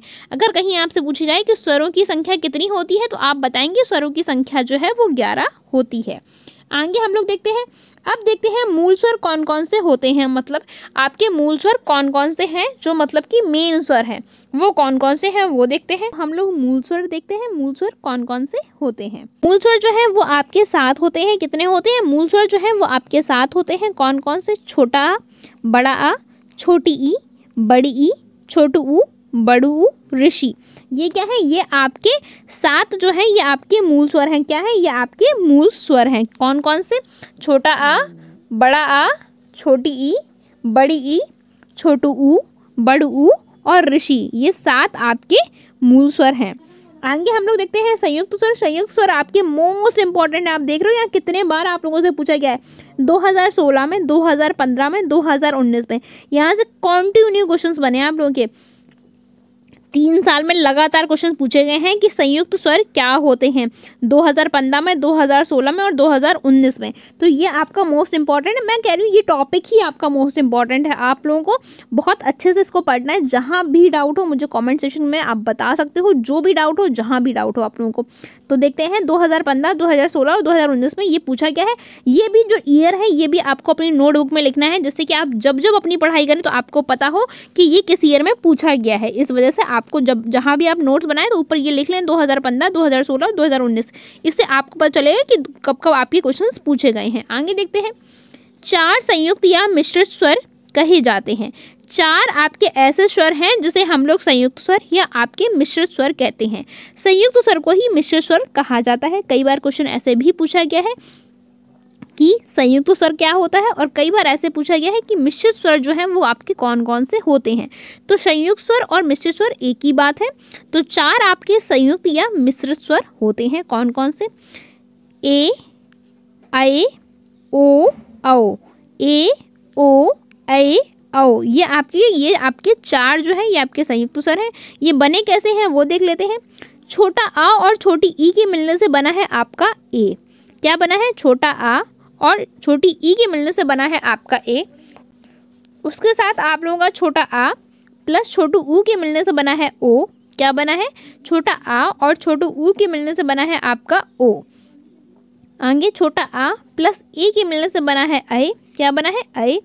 छोटा आ प्लस ओ के मिलने से बना है औ। क्या बना है? औ। तो छोटा आ प्लस ई के मिलने से बना है ए। छोटा आ प्लस ऊ के मिलने से बना है ओ। छोटा आ प्लस ए के मिलने से बना है ऐ। और छोटा आ प्लस ओ के मिलने से बना है आपका बड़ा औ। तो आपके ये 4 जो है ये आपके संयुक्त स्वर होते हैं। कौन सा? ए, ऐ, ओ, औ। कौन कौन से? ए, ऐ, ओ, औ। ये आपके क्या है? ये आपके संयुक्त स्वर हैं। कभी कभी पूछ लिया जाता है कि जो ए है वो किस वर्णों के मिलने से बना है। तो आपको ये याद रखना है कि छोटा आ प्लस छोटी ई के मिलने से बना है आप लोगों को ये याद रखना है कि छोटा आ प्लस छोटी ई के मिलने से आप लोगों का बना है ए। छोटा आ प्लस छोटू ऊ के मिलने से बना है ओ। छोटा आ प्लस ऐ के मिलने से बना है ऐ। छोटा आ प्लस ओ के मिलने से बना है औ। तो ये आपसे पूछ कर सकते हैं कभी भी, तो इसलिए आप लोगों को इसकी बात का ध्यान रखना है। तो शायद संयुक्त स्वर को ही हम लोग मिश्रित स्वर कहते हैं। संयुक्त स्वर आपके 4 होते हैं। कौन कौन से? ए, ऐ, ओ, औ। ये आपको याद रखना है। 4 आपके मिश्रित स्वर होते हैं। आगे देखते हैं हम लोग देखेंगे स्वरों के भेद। स्वरों के आपके कितने भेद होते हैं इसके बारे में हम लोग डिस्कस करेंगे। स्वर के कितने प्रकार होते हैं ये भी कह सकते हैं। तो सबसे पहला जो है, इनको हम लोग और भी कई तरीकों से बांटा हुआ है। मतलब कुछ उच्चारण के माध्यम से, कुछ आपके भाषा या उच्चारण के आधार पर, और उसके साथ आगे हम लोग देखते हैं कुछ जो है वो है आपके ओष्ठ के आकृति के आधार पर स्वर के भेद। तो हम लोग सबसे पहले देखेंगे मात्रा व उच्चारण के आधार पर स्वर के 3 भेद होते हैं। मतलब जो हम लोग मात्रा आप कह सकते हो, या फिर हम लोग जो उच्चारण करते हैं या बोलते हैं जिन वर्णों को, उनके आधार पर अगर कहा जाए तो उनके आधार पर स्वर के कितने भेद? उनके आधार पर स्वर के 3 भेद होते हैं। कौन कौन से भेद होते हैं वो हम लोग देख लेते हैं। स्वर के कौन कौन से भेद होते हैं। तो स्वर का जो पहला भेद है उसे हम लोग कहते हैं ह्रस्व स्वर या एक मात्रिक स्वर। अब आपने ये एक मात्रिक स्वर आई थिंक काफ़ी सारे बच्चों ने पहली बार सुना होगा। जिन लोगों ने सुन लिया होगा उन्हें ये बात पता होगी कि एक मात्रिक स्वर क्या होते हैं। ह्रस्व स्वर आप लोगों ने सुना हुआ है, ये आपको काफ़ी पहले से भी आप लोग पढ़ चुके होंगे कि ह्रस्व स्वर क्या होता है। तो ये जो क्वेश्चन है ये आपके 2015 और 2016 एग्जाम्स में पूछा गया है। आपका ये इंपॉर्टेंट टॉपिक है। यहाँ से आप देखेंगे सबसे ज़्यादा क्वेश्चंस पूछे गए हैं लास्ट ईयर एग्जाम्स में, तो आपको अच्छे से पढ़ते हुए चलना है। ह्रस्व स्वर और एक मात्रिक स्वर के बारे में देखते हैं। क्या होता है ह्रस्व स्वर और किसे कहते हैं हम लोग एक मात्रिक स्वर? इन्हें एक मात्रिक स्वर क्यों कहा गया वो देखते हैं। जिन स्वरों के उच्चारण में एक मात्रा का समय लगता है उन्हें हम लोग ह्रस्व या एक मात्रिक स्वर कहते हैं। क्या कहते हैं? उन्हें हम लोग ह्रस्व स्वर या एक मात्रिक स्वर कहते हैं। जिन स्वरों के उच्चारण में एक मात्रा का समय लगता है। एक मात्रा का समय मतलब हम लोग देखा आप लोगों ने कि छोटा आ बोलते हैं तो कितना कम समय लगता है। आ, ई, ऊ, ऋषि। आप लोग बोल के देखिए, बोलिए आ, ई, ऊ, ऋषि, इसमें क्या बहुत कम समय लग रहा है, मतलब बहुत थोड़ी सी आवाज़ में थोड़े से प्रेशर में आपका शब्द निकल आ रहा है, आ ई ऊ। और इसमें क्या है, आपकी जो टाइम है वो भी बहुत कम लग रहा है, उसके बाद आपको प्रेशर भी बहुत नहीं लगाना पड़ा, तो बहुत कम समय लग रहा है, इसलिए इसको एक मात्रिक कहा है। मतलब केवल इसमें एक मात्रा का समय लग रहा है या बहुत कम समय लग रहा है, इसलिए इसको एक मात्रिक स्वर कहा गया है। तो जिन स्वरों के उच्चारण में एक मात्रा का समय लगता है उन्हें हम लोग ह्रस्व स्वर या एक मात्रिक स्वर कहते हैं। कौन कौन से होते हैं आप लोग के ह्रस्व स्वर, ये आपको देखना है। छोटा आ, छोटी ई, छोटो ऊ और ऋषि, ये क्या है, ये आपका ह्रस्व स्वर है। कौन है, ह्रस्व स्वर। इसी को हम लोग एक मात्रिक स्वर भी कहते हैं। आगे देखते हैं, आगे है आप लोगों का दूसरा दीर्घ स्वर। ये आपके 2018 में पूछा गया है और ये आपके 2 बार पूछा गया है, 2015 और 2016 में। 2018 में पूछा गया है कि दीर्घ स्वर क्या होता है या द्विमात्रिक स्वर क्या होता है। दीर्घ स्वर को ही हम लोग क्या कहते हैं, दीर्घ स्वर को हम लोग कहते हैं द्विमात्रिक स्वर। क्या कहते हैं, द्विमात्रिक स्वर। इनको द्विमात्रिक स्वर क्यों कहा जाता है वो देखते हैं। जिन स्वरों के उच्चारण में 2 मात्रा का समय लगता है उन्हें हम लोग दीर्घ या द्विमात्रिक स्वर कहते हैं। क्या कहते हैं, उन्हें हम लोग दीर्घ या द्विमात्रिक स्वर कहते हैं। 2 मात्रा का समय मतलब जब आपने छोटा आ बोला था तो आपने देखा समय बहुत कम लग रहा है। आ बोलिए, आ ई ऊ ए, इसमें आपका समय ज़्यादा लग रहा है, आपको प्रेशर ज़्यादा लगाना पड़ा है। बोल के देखिए फटाफट आप लोग, आ ई ऊ ए, इसमें आपको ज़्यादा प्रेशर लगाना पड़ रहा है ना, इसलिए इनको द्विमात्रिक स्वर कहा गया है क्योंकि इसमें 2 मात्रा का समय लगता है और इसको बोलने में आपको प्रेशर भी ज़्यादा देना पड़ता है। अपने जब आप बोलेंगे तो आपको ज़्यादा प्रेशर देना पड़ेगा, उसके साथ ही इसमें 2 मात्रा का समय लगता है, मतलब आपके स्वर से ज़्यादा समय लगता है आप लोगों के दीर्घ स्वर में, इसलिए इनको दीर्घ स्वर भी कहा गया है।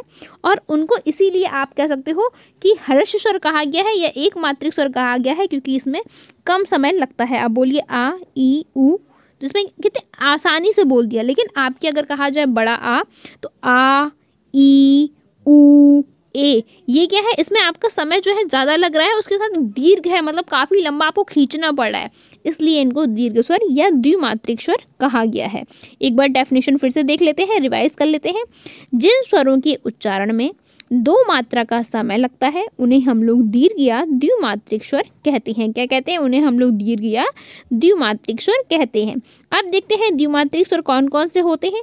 तो बड़ा आ, बड़ी ई, बड़ू ऊ और ए, ये आपके द्विमात्रिक स्वर हैं। उसके बाद और भी है संधि या संयुक्त या बड़े स्वर, मतलब ये इन्हें हम लोग संयुक्त स्वर कहते हैं। अभी हम लोगों ने देखा था मिश्र स्वर और संयुक्त स्वर एक ही होते हैं। यह संधि मतलब होता है 2 शब्दों से जब मिलके कोई भी शब्द बनता है उसे हम लोग कहते हैं संधि। तो ये आपका 2 शब्दों से मिलकर बना है ना, इसलिए इसको संधि कहा गया है या संयुक्त स्वर कहा गया है या बड़े स्वर भी कह सकते हैं। तो ये आपका ए, ओ और औ, ये 3 जो है ये आपके संयुक्त स्वर भी हैं या बड़े स्वर कह सकते हो।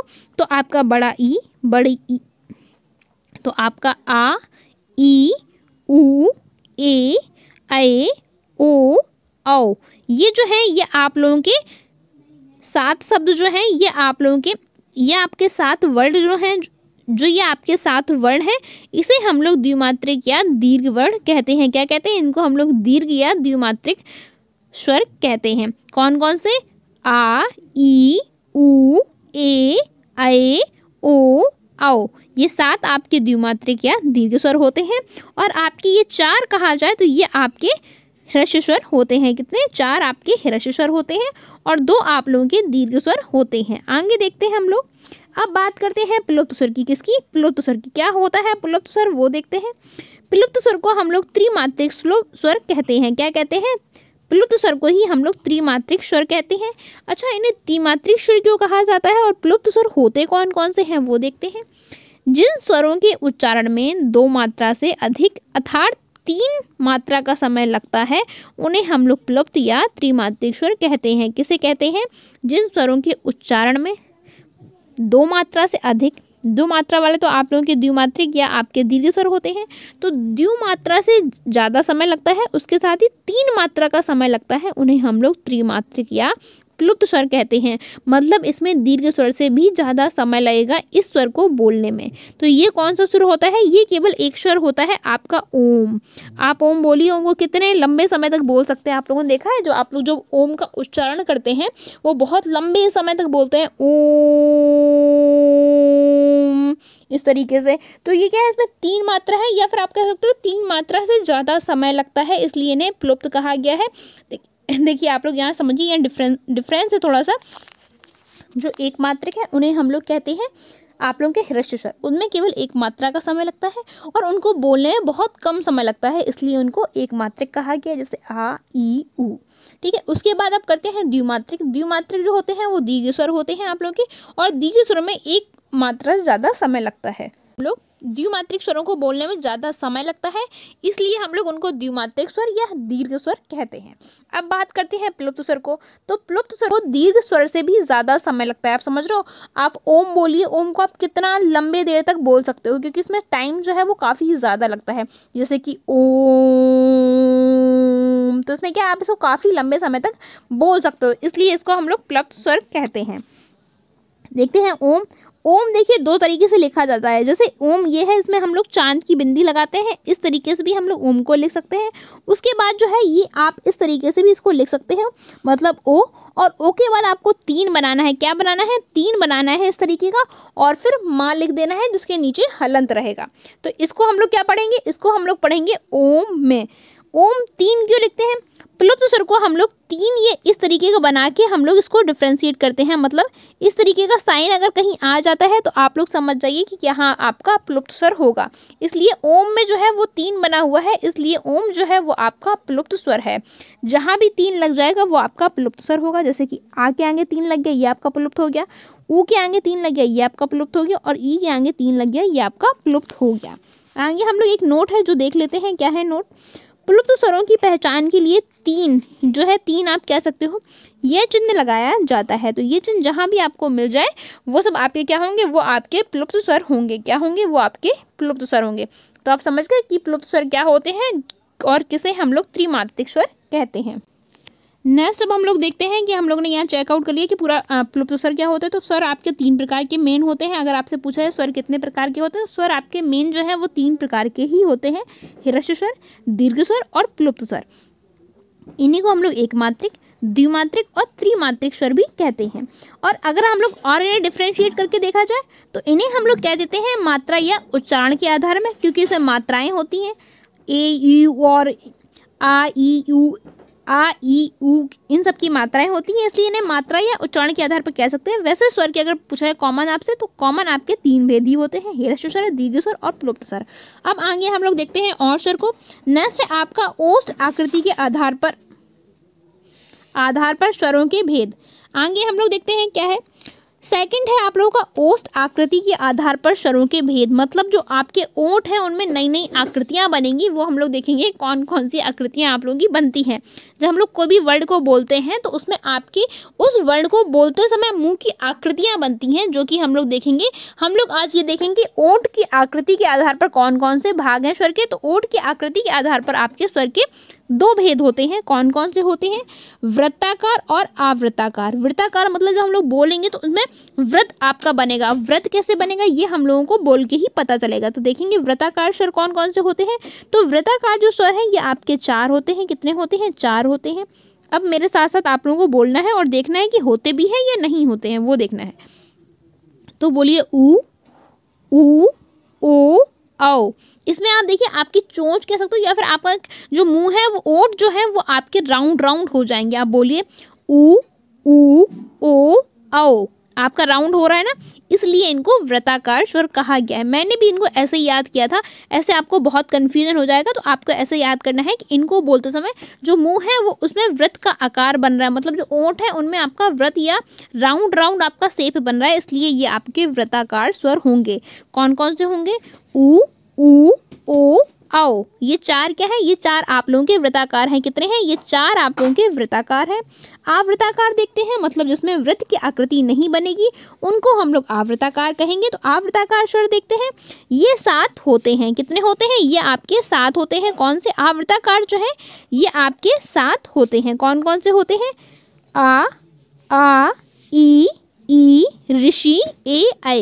इसमें आप देखिए कि इसमें आपके ओंठ में कोई वृत्त बना, आपके ओंठ आगे निकल के कोई राउंड शेप बना रहे, नहीं बना रहे ना, इसलिए इनको क्या कहा गया है, इसलिए इनको आवृताकार कहा गया है। क्यों कहा गया है? क्योंकि इसमें राउंड शेप जो है वो नहीं बनता है, कोई भी वृत्त की आकृति इसमें नहीं बनती है, इसलिए इनको आवृताकार कहा गया है। तो आपको समझ में आया कि वृत्ताकार क्या होता है और आवृताकार क्या होता है। तो आवृताकार जो स्वर है वो आपके 7 होते हैं, जबकि आपके वृत्ताकार जो स्वर है वो केवल 4 होते हैं। आवृताकार 7 कौन कौन से होते हैं? छोटा आ, बड़ा आ, छोटी ई, बड़ी ई, ऋषि, ए, ऐ। आप लोग इनको एक बार बोल के देखिए कि सच में ऐसा होता है। तो बोल के देखते हैं। आ, ई, ऋषि, ए, ऐ। इसमें कोई भी आपके ओंठों में वृत्त की आकृति नहीं बनती है, इसलिए इनको आवृताकार स्वर कहते हैं। आपको समझ आ गया होगा। I hope. मुझे कमेंट करके ये ज़रूर बताएं कि आपको समझ आ रहा है या फिर नहीं आ रहा है। नहीं समझ आ रहा है तो मैं एक बार फिर से आप लोगों को समझाऊंगी, तो आप मुझे कमेंट करके फटाफट बताएं कि आपको चीज़ें समझ आ रही है या नहीं आ रही। जहाँ भी कन्फ्यूजन हो आप वहाँ मुझे क्लियर कर सकते हैं। जो भी चीज़ आपको सही लगे, गलत लगे, आप मेरे साथ डिस्कस कर सकते हैं। मैं उस चीज़ को आपका सॉल्यूशन आपको प्रोवाइड कराऊंगी। आगे देखते हैं। जिह्वा के आधार पर स्वर के 3 भेद होते हैं। अभी हम लोगों ने किसका देखा? सबसे पहले हम लोगों ने मात्रा या उच्चारण के आधार पर देखा, तो स्वर के 3 भेद होते हैं। दूसरा हम लोगों ने देखा ओठ के आधार पर, मतलब ओठ की आकृति के आधार पर, उसमें ओठ किस में राउंड बन रहा है, किस में वृत्त का शेप बना रहा है, किस में नहीं बना रहा, वो हम लोगों ने देखा। अब हम लोग देखेंगे जीव्या। जीव्या मतलब होती है जीभ। तो अब हम लोग देखेंगे जीभ के आधार पर स्वर के कितने भेद होते हैं। देखिए, अगर आपने ये पढ़ लिया तो आप समझ जाइए कि इससे बाहर आपके इस टॉपिक से क्वेश्चंस नहीं आते हैं, इसीलिए ये आपकी क्लास लंबी भी होगी और मैंने इसमें सारी चीज़ें कवर करने की कोशिश की है। इसके आपके 3 पार्ट में क्लासेस आएंगी, तो 3 पार्ट आपकी काफ़ी लंबी लंबी क्लासेस रहेंगी। समथिंग 1 घंटे की हो सकती हैं, मुझे ये नहीं पता कितनी देर की क्लासेस होगी, लेकिन हाँ, इसमें आपकी लॉन्ग क्लासेस होंगी, बिकॉज मैंने इसे प्रॉपर तरीके से पढ़ाने की कोशिश की है। पूरा अपना आप कह सकते हो बेस्ट देने की कोशिश की है। आपके नोट्स ऐसे बनाए हैं कि कोई भी चीज़ उसमें ना छूटे, इसलिए आपको भी मेरे तरीके से कवर करते हुए चलना है, नोट्स बनाते हुए चलना है, जिससे कि आपकी जो चीज़ें हैं वो नहीं छूटे। ये टॉपिक अगर आपने कंप्लीट कर लिया तो आपके 10 नंबर श्योर ही हैं, कोई नहीं जा सकते, इससे बाहर आपके 10 नंबर नहीं जा सकते हैं।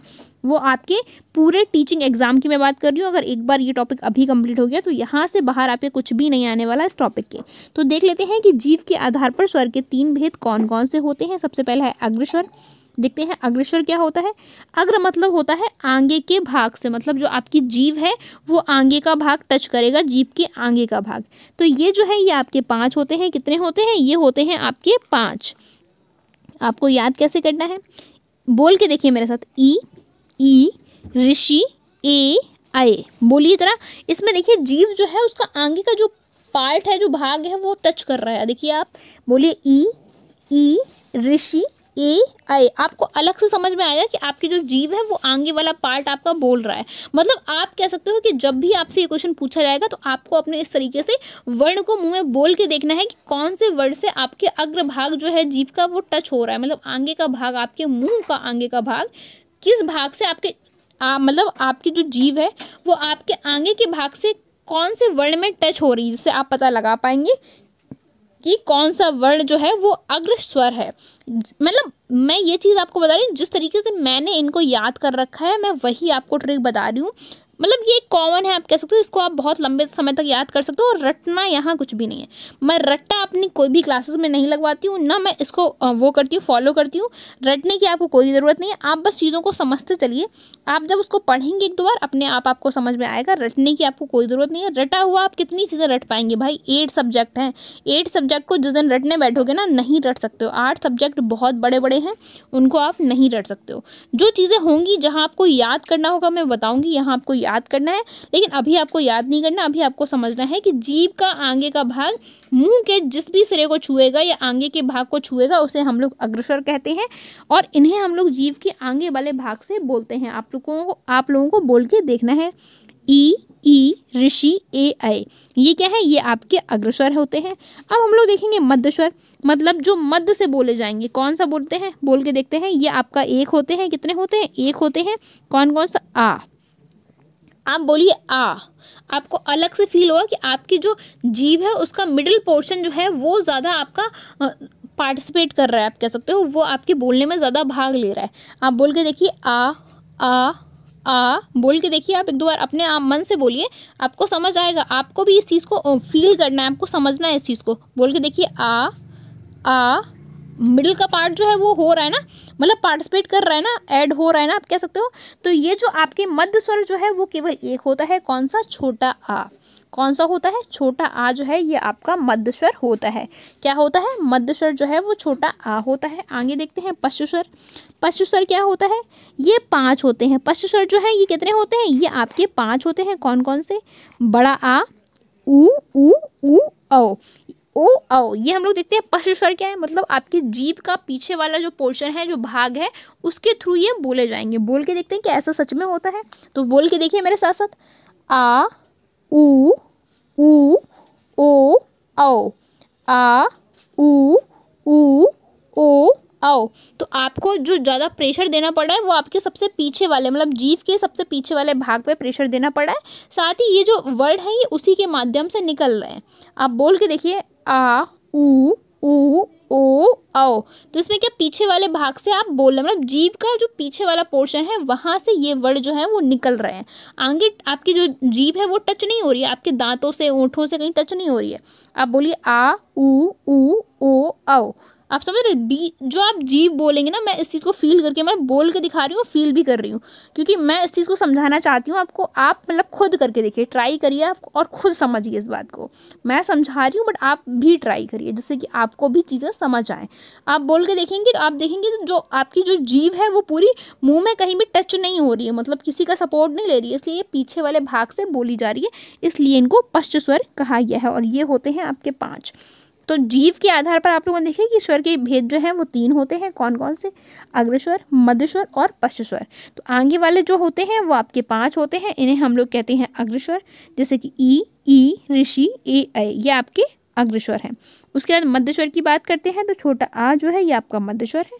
फिर हम लोग पश्च स्वर की बात करते हैं तो जो 5 होते हैं आपके पश्च स्वर, कौन कौन से? आ ऊ ओ औ, ये आपके पश्च स्वर होते हैं। आगे हम लोग देखते हैं अब आपका 4th पार्ट जो है वो है आपकी मुख आकृति के आधार पर स्वरों के 4 भेद होते हैं।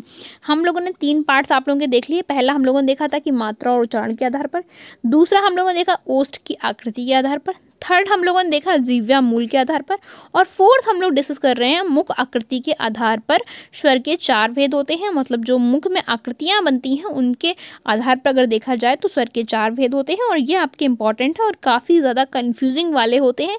यहाँ तक तो मैंने आपको पूरा प्रॉपर समझाते हुए चला, यहाँ थोड़ा सा कन्फ्यूजन हो जाता है, तो यहाँ हम लोग और अच्छे से समझने की कोशिश करते हैं। देखते हैं क्या है। सबसे पहले आपके संवृत स्वर क्या होते हैं? संवृत स्वर ये देखते हैं, ये आपके 5 होते हैं। कितने होते हैं?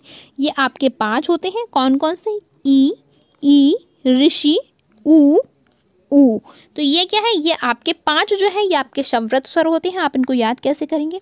देखिए, ई ऊ ऋषि, ऊ ये आपके 5 जो है ये आपके संवृत स्वर है।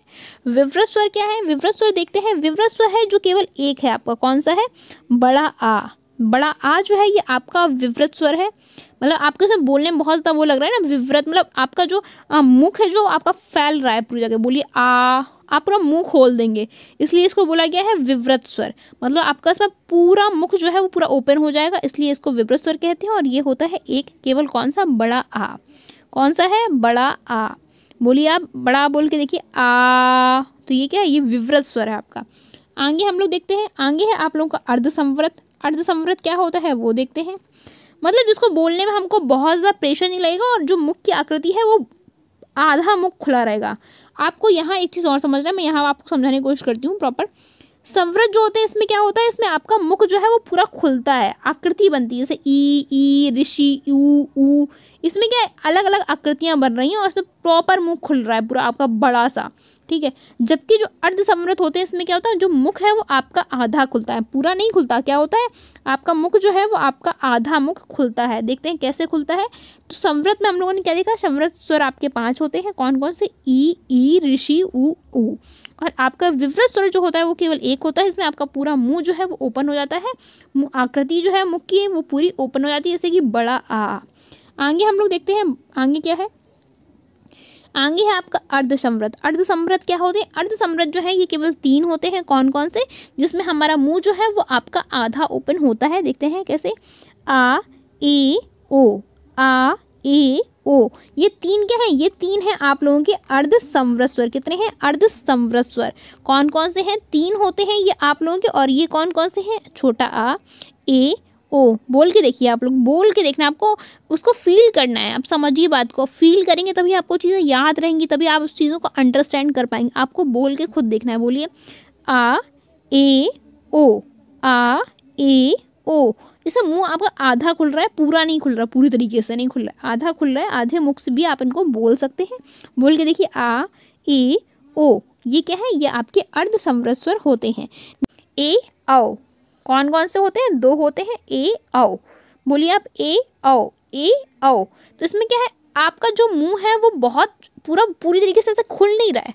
ओपन ओपन जो है वो पूरी तरीके से नहीं हो रहा है। आप हल्के ओपन करने पे भी इसको बोल सकते हो। बोलिए ए ओ, ए औ, ए औ। तो आप इसको बोल सकते हैं आधा ओपन करके भी, इसलिए इनको अर्धविवृत कहा गया है। आप समझ रहे हैं क्यों कहा गया? क्योंकि आप इनको आधा ओपन करके भी बोल सकते हो, इसलिए इनको अर्धविवृत कहा गया है। तो ये हम लोगों ने किसके आधार पर देखा? ये हम लोगों ने देखा आपके मुख आकृति के आधार पर। किसके? मुख की आकृति के आधार पर आपके 4 भेद होते हैं। कौन कौन से? संवृत, विवृत, अर्धसंवृत और अर्धविवृत स्वर होते हैं। एक बार हम लोग रिवाइज कर लेते हैं। आपको चीज़ें आई थिंक सारी समझ में आ गई होंगी। जो भी चीज़ समझ नहीं आई हो मुझे कॉमेंट सेक्शन में आप बता सकते हो। मैं आपके सभी कमेंट्स का रिप्लाई करूंगी और जो चीज़ें हैं मैं उनको एक बार प्रॉपर समझाने की पूरी कोशिश करूंगी। तो आप लोगों ने मुख आकृति के आधार पर देख लिया, 4 होते हैं। संवृत, विवृत, अर्धसंवृत, अर्धविवृत। अब आप लोगों को देखना है जिह्वा के आधार पर। तो अग्रस्वर, मध्यस्वर और पश्चस्वर। कौन कौन से? अग्रस्वर मतलब जो आगे के भाग से बोले जाते हो, मध्यस्वर जो मिडिल के पोर्शन से बोले जाते हो, और पश्च मतलब जो आपके सबसे लास्ट वाले पोर्शन से बोले जाते हो आपकी जिह्वा के। उसके पहले हम लोगों ने देखा आपके ओष्ठ की आकृति के आधार पर। तो 2 प्रकार ये होते हैं, वृत्ताकार स्वर और आवृत्ताकार स्वर। उसके पहले हम लोगों ने देखा आप लोगों के की मात्रा या फिर आप कह सकते हो उच्चारण के आधार पर। तो आपके 3 भेद होते हैं स्वर के, ह्रस्व स्वर, दीर्घ स्वर और आपके प्लुत स्वर। और अगर पूछा जाए स्वर के कितने भेद होते हैं, तो स्वर के 3 भेद ही होते हैं, ह्रस्व स्वर, दीर्घ स्वर और प्लुत स्वर। ये उसके और भी पार्ट है। और अगर देखा जाए प्रॉपर मुख में कितनी आकृतियां बनती हैं उनके आधार पर ये आपके 4 प्रकार से बांटा गया है, मात्रा या उच्चारण के आधार पर। दूसरा है ओष्ठ की आकृति के आधार पर। तीसरा है आप लोगों के जिह्वा के आधार पर या जीभ के आधार पर। और फोर्थ जो हम लोगों ने देखा था वो हम लोगों ने डिस्कस किया था मुख आकृति के आधार पर। मुख में जो आकृतियां बनती हैं उनके आधार पर जो होते हैं वो आपके 4 होते हैं, संवृत, विवृत, अर्धसंवृत और अर्धविवृत। तो ये हम लोगों ने डिस्कस किया। उसके पहले हम लोगों ने संयुक्त स्वर देखा था जो कि आपका मोस्ट इंपॉर्टेंट है। संयुक्त स्वर आप लोगों के एग्जाम में 3 बार पूछा जा चुका है और इस बार भी आपके आने के चांसेस हैं। कौन कौन से ईयर में? 15, 16 और 19 में ये आपके संयुक्त स्वर जो है ये बोला जा चुका है। जो ये आप लोगों का 2016, 2015 और 2019 में संयुक्त स्वर जो है ये आपका पूछा जा चुके हैं यहाँ से क्वेश्चन। तो आगे भी बनने के प्रॉपर चांसेस हैं। आपकी इससे बाहर कहीं भी क्वेश्चंस नहीं पूछे जा सकते स्वर में केवल इतना ही इनफ है, इसके बाहर कुछ चीज़ें हैं ही नहीं। और उसके बाद हम लोगों ने मूल स्वर देखे और संयुक्त स्वर देखे। संयुक्त स्वरों की संख्या देखी हम लोगों ने। स्वरों की संख्या कितनी होती है? स्वरों की संख्या 11 होती है। उसके पहले हम लोगों ने देखा स्वर किसे कहते हैं, स्वर की डेफिनेशन क्या होती है। जो स्वतंत्र रूप से बोले जाते हैं उन्हें स्वर कहते हैं। स्वर मतलब स्वतंत्र, इसलिए जो स्वर होते हैं उन्हें हम लोग स्वतंत्र रूप से बोल सकते हैं। और इनकी संख्या जो होती है वो 11 होती है। उसके पहले हम लोगों ने वर्ण के प्रकार देखे। वर्ण के 2 प्रकार होते हैं, स्वर और व्यंजन। और उसके पहले हम लोगों ने डिस्कस किया था, कुछ नोट देखा, नोट में जो इंपॉर्टेंट चीज़ें थी वो डिस्कस की। और उसके पहले हम लोगों ने देखा ध्वनि, ध्वनि किसे कहते हैं। और ध्वनि जो सबसे छोटी इकाई है भाषा की उसे हम लोग ध्वनि कहते हैं। और वर्ण और अक्षर क्या होता है इसके बारे में हम लोगों ने डिस्कस किया। तो आई होप आप लोगों की आज की क्लास जो है वो पसंद आई होगी। और आज की क्लास काफ़ी ज़्यादा लेंदी भी हो गई है। और आज की क्लास काफ़ी ज़्यादा लेंदी भी हो गई है। उसका रीज़न केवल ये था कि आपको प्रॉपर तरीके से चीज़ें समझ आए। और ये आपका इतना इंपॉर्टेंट टॉपिक है, अगर आप इसे अभी कवर कर लेते हैं तो आपको आगे फ्यूचर में जितने भी टीचिंग एग्जाम है इससे बाहर क्वेश्चंस नहीं आने वाला है। इसलिए अगर आप अभी कवर कर लेते हैं तो आगे आपको कहीं भी प्रॉब्लम नहीं होने वाली। और इस टॉपिक से आपके फर्स्ट सेमेस्टर में हिंदी में आप कम से कम आपके 7-8 नंबर के क्वेश्चन तो फिक्स ही हैं। और उसके बाद 10 नंबर के क्वेश्चन भी इस टॉपिक से पूछे जा सकते हैं। तो इस टॉपिक को आपको अच्छे से कंप्लीट कर लेना है, प्रॉपर नोट्स बना लेने हैं। इसकी जो नोट्स की PDF है वो मैं आप लोगों को मॉर्निंग में टेलीग्राम चैनल पर आपके भेज दूंगी। और अगर मैं नहीं भेज पाऊँ तो मुझे कोई एक कमेंट करके मुझे बता देना, मतलब मैं भूल जाती हूँ तो आप मुझे कोई कमेंट कर दिया करें। कोई भी एक स्टूडेंट मुझे कमेंट कर दे कि मैम आपने अभी तक PDF नहीं भेजी, तो मैं भेज दूंगी। मतलब रिमाइंडर एक तरीके से आप कह सकते हो। मैं भूल जाती हूँ, मैं वर्क में लग जाती हूँ अपने, तो इस वजह से तो आप मुझे रिमाइंडर कर सकते हो कि अगर PDF नहीं आई आपकी 9-10 बजे तक, तो आप मुझे मैसेज करके कमेंट करके बता सकते हो। देन आज की क्लास अगर आप लोगों को पसंद आई हो तो प्लीज़ मुझे ये बताना ना भूलें कि क्लास कैसी लगी। उसके साथ मुझे कमेंट और मुझे कमेंट करके ये ज़रूर अगर आज की क्लास आप सभी को पसंद आई हो तो मुझे कमेंट करके ये ज़रूर बताएं कि आज की क्लास आप लोगों को कैसी लगी और चीज़ें समझ आई या नहीं आई हैं। और जो चीज़ें समझ नहीं आई हैं वो भी डिस्कस कर सकते हो, वो भी मैं चीज़ें समझाने की कोशिश करूँगी। और नेक्स्ट क्लास जो होगी वो आपकी हिंदी में हम लोग व्यंजन पढ़ेंगे। नेक्स्ट क्लास में व्यंजन क्या होते हैं, व्यंजन के प्रकार देखेंगे, इन सब के बारे में हम लोग नेक्स्ट क्लास में डिस्कस करेंगे। अभी आपका जो ये टॉपिक है ये कंप्लीट नहीं हुआ है, इसका जो सेकंड है वो भी आएगा पार्ट। और सेकंड में हम लोग डिस्कस करेंगे व्यंजन के बारे में कि व्यंजन क्या होता है, व्यंजन के प्रकार क्या होते हैं, इन सब के बारे में डिस्कस करेंगे। तो आई होप क्लास आपको पसंद आई होगी। और इसी तरीके से 2021 हम लोगों का निकल गया और आप लोगों ने DLED में एडमिशन ले लिया और इसी तरीके से हम लोगों का मिलना हो गया और हम और आप लोगों का इतना अच्छा बॉन्ड बन गया, इतनी अच्छी बॉन्डिंग हो गई। मैंने कभी नहीं सोचा था कि आप लोगों से आप कह सकते हो जिले से, हर जगह से, पूरे UP में इतने सारे बच्चे अलग अलग जगह से होंगे और हम लोग इतना अच्छा बॉन्ड आपस में बना लेंगे और इतना अच्छा स्ट्रॉन्ग बॉन्ड आप कह सकते हो बनेगा। मतलब ये मेरे लिए 2021 का सबसे अच्छा गिफ्ट रहा। आप लोगों ने जो मुझे दिया, इतना सपोर्ट, इतना प्यार और इतना हम लोगों का अच्छा बॉन्ड बना, मतलब सीरियसली, मतलब मैं इसे वर्ड्स में एक्सप्लेन नहीं कर सकती हूँ। उसके लिए तहे दिल से आपको धन्यवाद, एक बार फिर से बहुत बहुत धन्यवाद। और थैंक यू सो मच इतना अप्रिसिएट करने के लिए मुझे और इतना ज़्यादा सपोर्ट करने के लिए मुझे। और इसी तरीके से आप लोग अपनी लाइफ में ग्रो करते रहें और कंटिन्यू हम लोग की क्लासेस जो हैं वो चलती रहेंगी और मैं कल भी क्लासेस लेने की कोशिश करूँगी। तो 31 दिसंबर है आज और आज का जो दिन है लास्ट डे, वो कुछ ना कुछ सबकी मेमोरी रही होंगी इस दिन के साथ। और कल का जो दिन है 2022 का फर्स्ट डे, 1 जनवरी, उसका भी कुछ ना कुछ हम लोगों की लाइफ में चीज़ें रहती हैं, अच्छी बुरी कुछ ना कुछ तो होता ही है पूरे डे में और कुछ ना कुछ यादें बनती हैं हर दिन से। तो उसी के साथ आज आप सभी को बाय बाय, टेक केयर, अपना ख्याल रखिए, फैमिली ख्याल रखिए और आप जहाँ भी हो इंजॉय करिए कल का दिन। उसके साथ इंजॉय करने के साथ ही कल रात में फिर से हम लोग क्लासेस चलेंगी, दिन भर इंजॉय होगा, फुल एंजॉय करिएगा। शाम को लेकिन क्लास लेंगे हम लोग, क्लासेस में पढ़ाई भी करेंगे और क्योंकि 1 जन है तो पढ़ाई आप अगर कल करते हैं तो आप पूरे साल करेंगे ऐसा माना जाता है। तो कल ज़रूर क्लास लें और कल ज़रूर पढ़ाई करें। उसके साथ ही कुछ पढ़ें, थोड़ा पढ़ें, लेकिन कल की अगर आप क्लास ले लेते हो प्रॉपर तो आई होप ऐसा मानते हैं कि पूरा साल जो है वो अच्छा चलता है, पढ़ाई वढ़ाई होती रहती है। तो कल की क्लास ले लेना, मेरी कोई दिक्कत नहीं है। तो चलिए हम लोग कल नए साल में फिर से मिलते हैं। नया साल, नया दिन, एक बार फिर से। और दिन हर दिन नया होता है लेकिन कल का एक हम लोगों ने बना रखा है, इसलिए वो भी एक नया साल है और अलग एक दिन होगा और सूरज फिर से निकलेगा। तो उसी के साथ हम लोग 1 जन को मिलते हैं। 1 जन 2022 को हम लोग मिलने वाले हैं और आज 31 दिसंबर हो गया है। उसी के साथ ये आज 2021 का लास्ट आपकी क्लास है और कल 2022 की हम लोग फर्स्ट क्लास भी लेंगे आप सभी के साथ। और इसी तरीके से आप लोगों को 2021 एंड की भी शुभकामनाएं और कल न्यू ईयर की एडवांस में आप लोगों को हैप्पी न्यू ईयर 2022 के लिए। और चलिए कल हम लोग मिलते हैं, सेलिब्रेट करते हैं डे को। तो टेक केयर, बाय बाय।